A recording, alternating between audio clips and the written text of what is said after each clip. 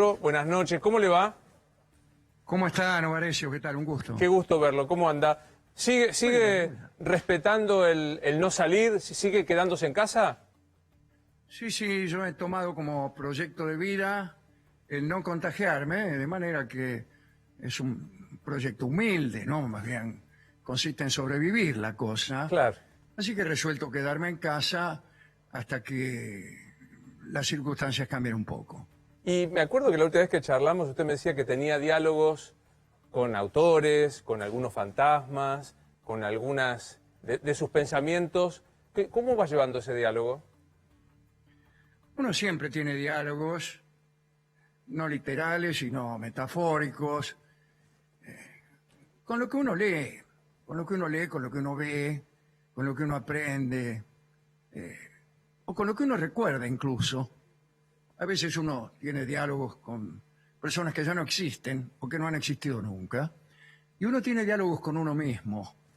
Es, es una época muy buena para volverse loco, pero también para recapitular lo que ha sido, si uno ha sido bueno. Mire, yo casi todas las noches me despierto transpirando porque tengo algún sueño o algún recuerdo de mi propia inepcia como persona, esas culpas súbitas que uno le agarra, y porque hay demasiado tiempo y porque esta famosa vida tan agitada que uno suele llevar en la sociedad de consumo, un poco se ha reducido y tenemos lamentablemente mucho tiempo para pensar. Usted decía las dos opciones Por lo cual no siempre es una buena noticia, quiero decir.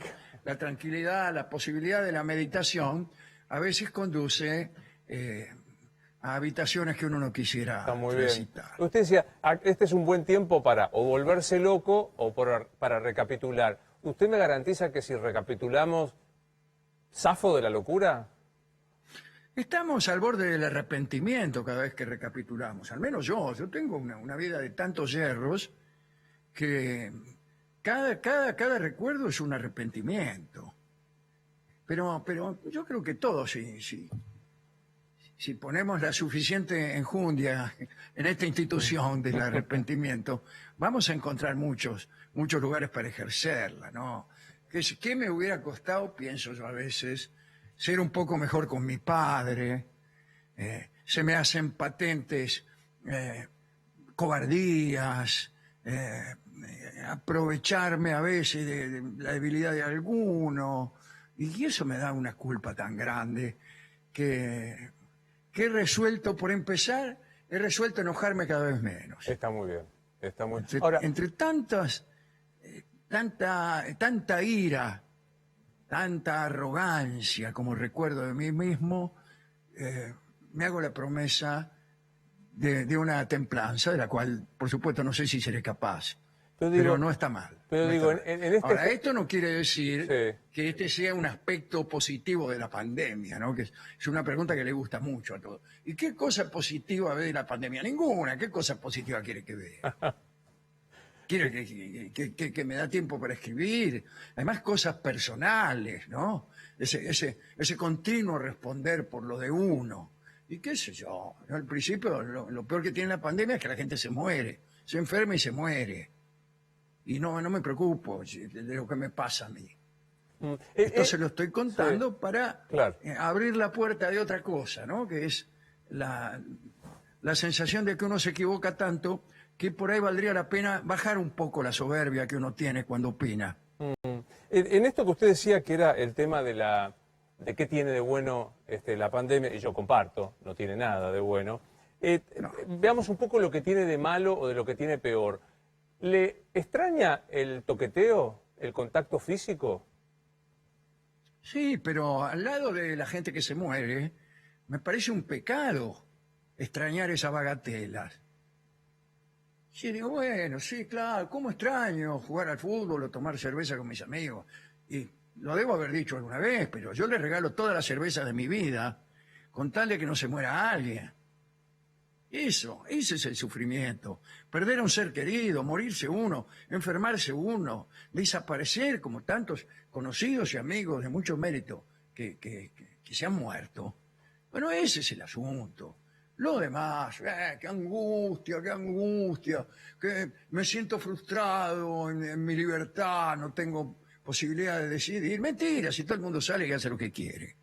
O sea que la frustración personal de los pequeños burgueses me parece que es una cosa de la cual no vale la pena quejarse demasiado. Ahora, ¿no hay un riesgo de, es pregunta, lo estoy pensando mientras lo digo, ¿no hay un Sí. riesgo de decir, siendo la tragedia mayor obvia, la desaparición o la muerte por el virus, se parece bastante a poner patente algo que todos deberíamos tener claro, es que nos vamos a morir, con o sin virus, antes Sí, bueno, de... pero si usted dice que todos nos vamos a morir, y entonces, ¿qué hacemos? Si la respuesta a la pandemia es, bueno, si todos nos vamos a morir, de algo hay que morir, bueno, entonces, ¿a qué esperar ante las barreras bajas si de todos modos nos vamos a morir? ¿A qué respetar los semáforos? ¿A qué viajar uno a una velocidad razonable? ¿A qué hacer una vida sana si de todos modos te vas a morir?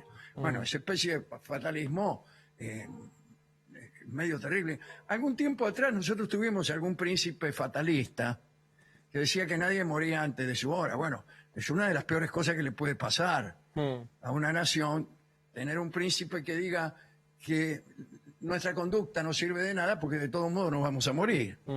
Entonces, ¿a qué tanto afán? Claro. No, recuerdo perfectamente ese príncipe que citaba a las vísperas. Yo lo planteaba en el sentido de decir que, no, claro, no de descuido, no de desprecio por el otro, porque no solo mi acción me afecta a mí, sino que afecta a los otros, pero decía, efectivamente, no se puede desconocer las vías y desconocer las barreras. La pregunta es, ¿nunca más cruzar la vía a la espera de la llegada de la vacuna o la llegada de la solución? El asunto es cuidarse uno y cuidar a los demás lo mejor que uno pueda. Lo mejor que uno pueda. Es evidente que no se puede hacer una cuarentena completa ni cerrada, porque eso también produce grandes daños. Pero lo que sí se puede hacer es tener un poco de conciencia y cuidarnos lo más que podamos a nosotros y a los demás. Nada más no es tan difícil. No es tan difícil. Después, bueno, esperemos que llegue la vacuna, qué sé yo. Sí, claro. Si es que llega, si es que la vacuna es efectivamente eficaz, etcétera, etcétera. Siempre... Pero después piensen, Novarecio, a lo mejor la vida no es otra cosa que una continua dilación. Nosotros somos la dilación. Si usted me dice a mí, después de todo, si todos nos vamos a morir, evitar la pandemia es una mera dilación. Y la respuesta es que nuestra vida es una dilación. Es un oscuro interludio, dijo alguien. Es una espera. Tratamos de hacerla lo más larga posible. Claro.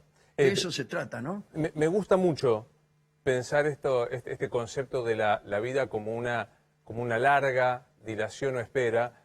Los psicoanalistas, y estoy al borde de citar a un común y respetado amigo, que es el licenciado Rolón, suele explicar muy didácticamente que en esa espera lo que se interpone es el deseo y los proyectos y la motorización de esto. Así es.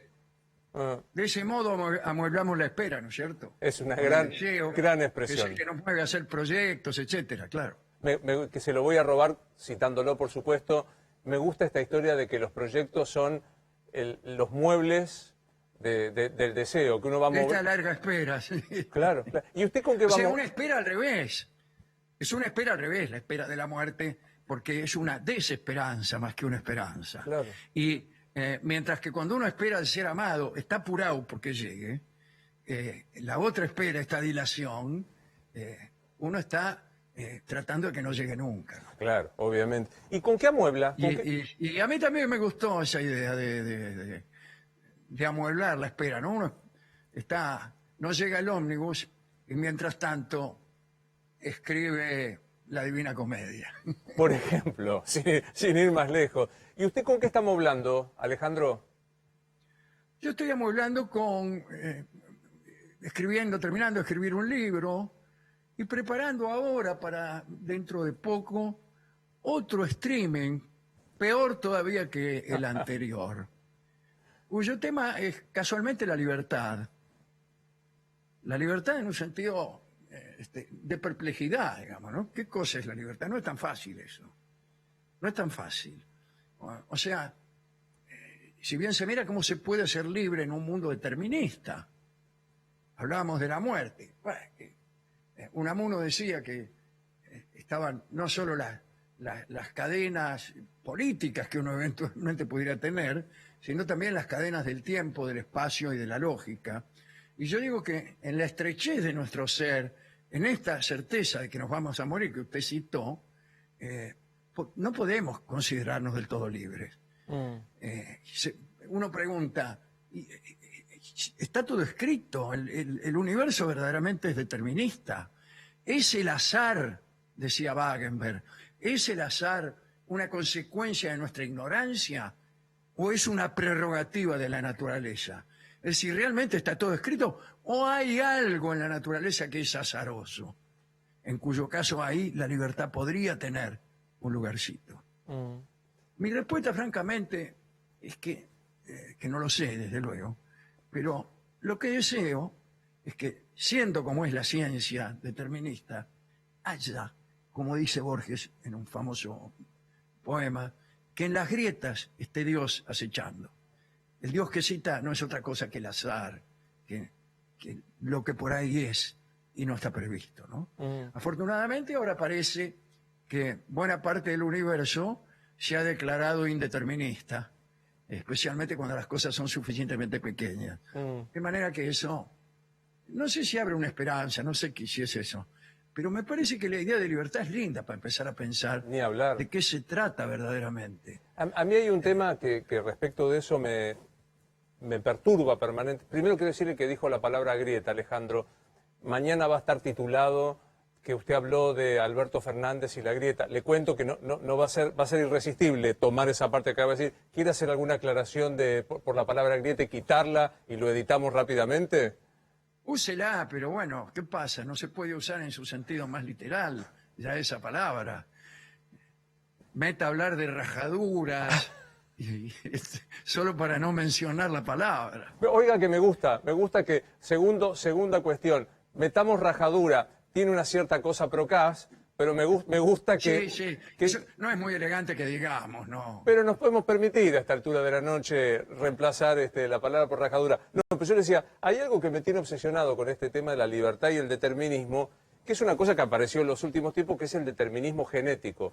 Yo no sé nada del tema, pero usted habrá visto que parece que nuestros genes son casi como una escritura sagrada propia del Islam, que nos dicen hacia dónde vamos y que no podemos elegir. Y a mí me complica esta historia. Exactamente, y entonces ahí es donde uno se pregunta, ¿y qué hago yo aquí haciéndome mala sangre porque no puedo circular sin registro, creyendo que me han coartado la libertad? ¿Qué hago yo cuando hay otra cadena mucho más terrible que es esa que usted acaba de mencionar? Que yo ni siquiera puedo dejar de ser quien soy por más fuerza que haga. Que mi conducta ya estaba escrita antes de yo nacer en esos diseños que usted menciona. Claro. Y todavía más, es extraordinario eso como impulso para el pensamiento y también para una cierta desesperación. Claro, pero claro, y hasta en un terreno en el que uno se siente casi heroico cuando logra conquistar el amor, en realidad se trataría nada más que de un acoplamiento genético más propio de las células que de mi corazón amante. Sí, un truco del universo para conseguir la prosperidad de las distintas especies, ¿no?